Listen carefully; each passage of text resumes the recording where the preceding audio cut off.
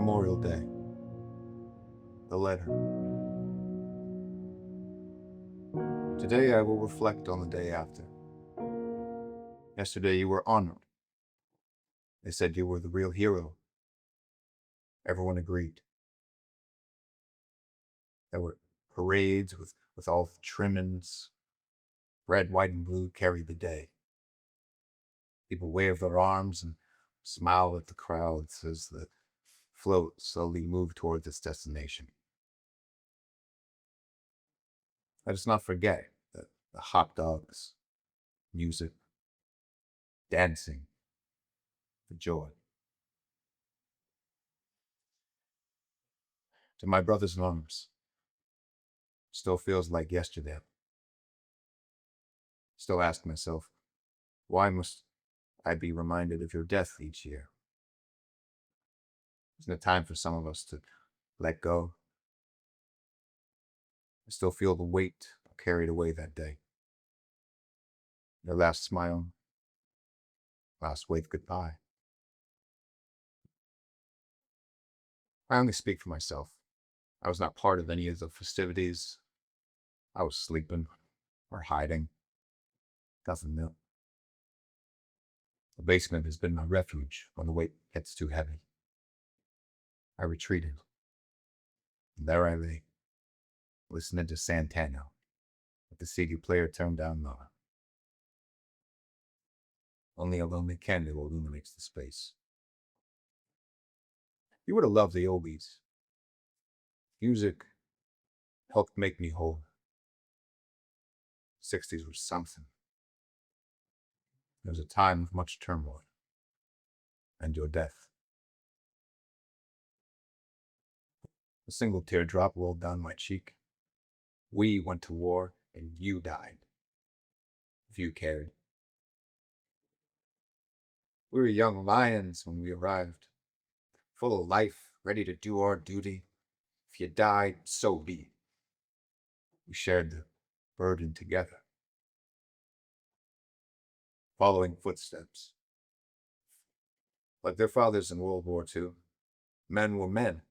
Men don't cry. The movies they watched afterwards were proof enough. It looked exciting. Some were inspired to be one of them. Soon after arrival, the smile was ripped from their faces. As time passed, in the shadow of the jungles, they would cry. Most were boys, and bullets cry. All those memories of their father's struggle were now their reality. They became old, fast. They hunted the enemy, and in return they were hunted. It was the cat and mouse game. Trying to get the upper hand was up for grabs. Subsequently, they would clash. The result was someone might die. The riddle was who. Would it be a bullet to the head? That would be merciful. The loss of a limb, a life-changing event. Innocence, lost forever. The Star People. After the mayhem, I found you. As I rolled you over, I gently closed your eyes. I wanted to say a prayer, but the words were nowhere to be found. I was speechless. God was absent. He left in a hurry. He had to leave this forsaken land. We were on our own. You were my first. In time, I succumbed to the reality that your death would be one of many. I should have died many times, but only the good die young. You told me many times that your tribe worshiped the Star People. I know ask the Star People why. I get to hear an answer. Nevertheless, you left me feeling that the Star People are my friends. For that, I thank you. Every night since that fateful day, I ask for the strength to carry on. Help me understand things that have no rhyme or reason, like your death. Arriving home alone, the homecoming was lukewarm at best. No one welcomed us home. They made us feel that we had done something wrong. So you served in Vietnam? Hmm. Are you seeing a psychiatrist? They say most of you are crazy. No offense. Get in line. Your unemployment check will come in the mail sooner or later. It wasn't nice. That was reality. Others sat on the sidelines waiting for their number to be called. Sound of thunder brought some to their knees. Most mustered up their courage and served their country. In what capacity, no one knew. The fog of war. I'm not sure why your death was necessary. Our war was what divided our country. Our fathers called us veterans. The younger generation called us baby killers. Meanwhile, their counterparts departed to Canada. Their excuse, this war is not ours. And whose war is it? I never heard a reply. They blamed the soldiers for all the atrocities being committed. They knew about the search and destroy operations. Walter Cronkite blabbed it all over America. Others called us suckers. We lost our place in society.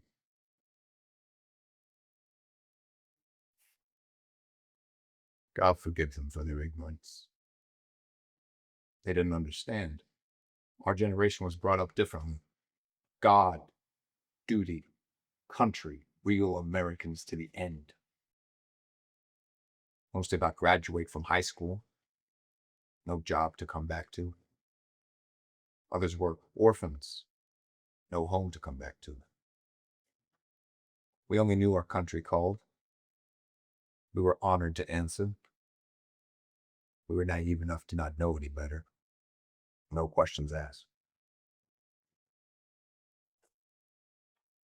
Hidden wounds.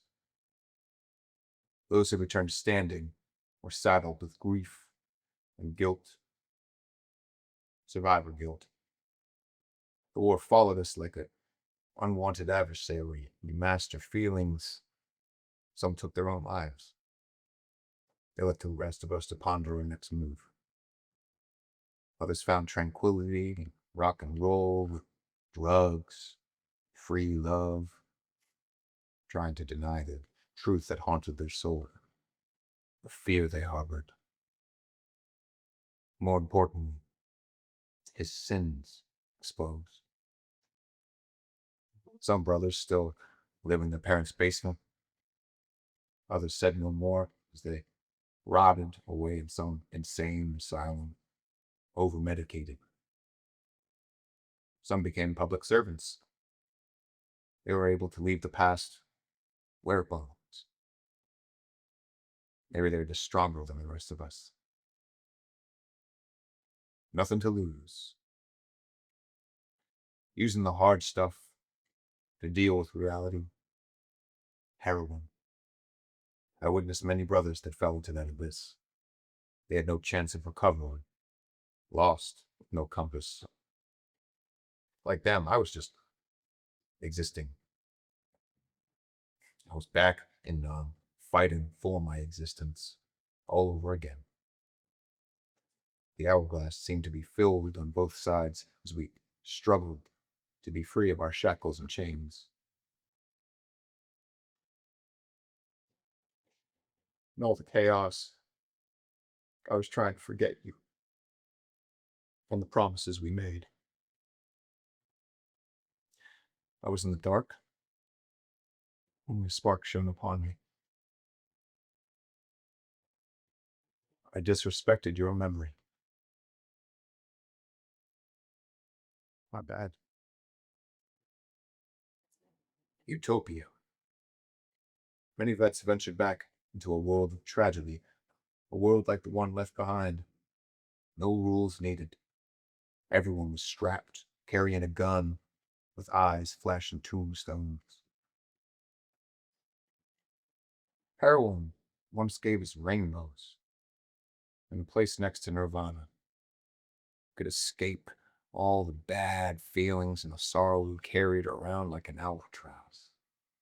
We relished the feeling. No more aches or pains to dwell upon. Peace of mind, total release. Even if only for a little while, always well in the world. As the body craved more, it became apparent Satan was in the driver's seat. The veteran remarks, maybe if I make the right mistake, overdose, my spirit will be able to fly away. Where has all the fun gone? He died alone in the basement,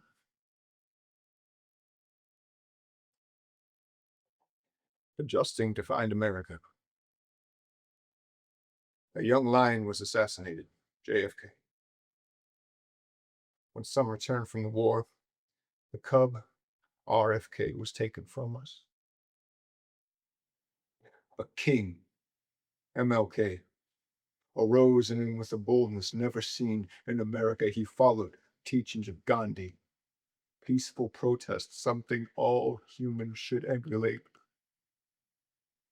MLK was leading people to the promised land, a land of justice and freedom for all. This movement was quickly silenced. The angels shed their tears and spread the word. The people mourned. They became unsettled and frightened. Frustration and anger caused a lot of violence. They abandoned the teachings of Gandhi, Viva Dr. King. Washington, D.C. is burning. As the C-130 aircraft was nearing its destination, we witnessed the fires burning below. Most were combat veterans. Soldiers were handed guns, then lighted ammunition. Now we were ordered to kill our own, if necessary. Our response, no. We laid down our weapons. We kill no more. We were reminded of Vietnam and a government that we helped to kill their own in the not so distant past. You would have been proud. We reunited again. Moment of glory. They took back the ammunition. Court martial was considered, but it never carried out. Only the men who were there share the memory.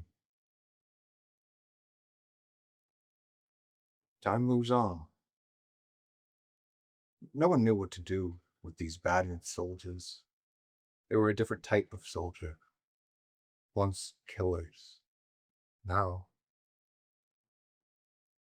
Satan is seated at the end of a mahogany table, mirrors on all sides. He has no reflection. He has a proposal. Kill 'em all, then let me sort out the rest.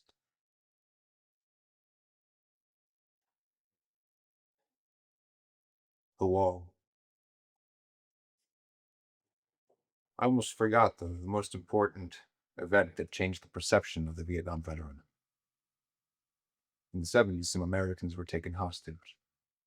Upon their return, they were given a hero's welcome. After much thought and discussion, someone asked, why doesn't anyone recognize the Vietnam veterans in the same fashion? Someone started the movement that became the Vietnam Wall. Your name is embedded in granite forever. Rightly so. Conflict of thought. For many of the survivors, Memorial Day reminds them of their greatest sins, the taking of a life with malice. no accountability. Some were innocent. We labeled them the enemy. They were quickly executed. God forgive us. All the leftover soldiers will leave this world as they arrived, in obscurity. The slogan, "Thank you for your service," well, go so far. They mean well, but too little too late. The first cut was the deepest. One more thing.